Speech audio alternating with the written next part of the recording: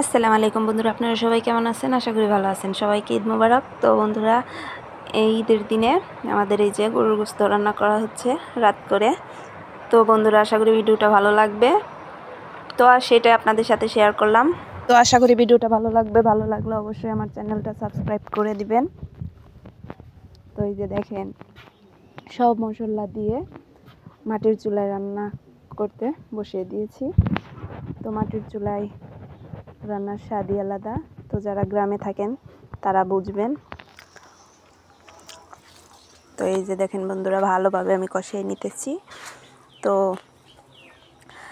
আমি হিটারে গরম পানি করতে বসিয়ে দিয়েছিলাম, গরম হয়ে গেছে। এখন আমি গরম পানিগুলা দিতেছি, পরিমাণ মতো পানি দিয়ে দিব সিদ্ধ হওয়ার জন্য। তো এইভাবে করে রান্না করে নিতে হবে। এই যে দেখেন বন্ধুরা, আস্তে আস্তে ঝোল শুকিয়ে আসতেছে। তো এইভাবে করে গরুর গোশত রান্না করে নিব।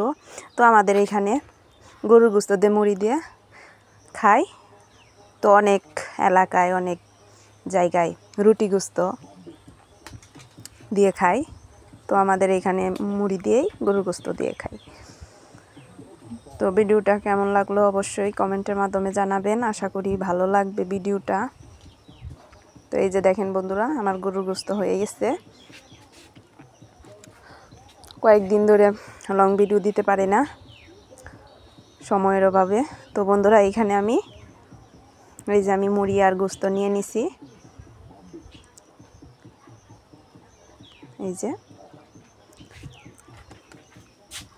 দেখেন কি সুন্দর সিদ্ধ হয়ে গেছে গোশত। তো গরুর গোশত সিদ্ধ হওয়ার জন্য গরম পানিটা ব্যবহার করলে আরও দ্রুত সিদ্ধ হয়ে যায়। তো বন্ধুরা, আশা করি ভিডিওটা ভালো লাগবে। ভালো লাগলে অবশ্যই আমার চ্যানেলটা সাবস্ক্রাইব করবেন। আল্লাহ হাফেজ।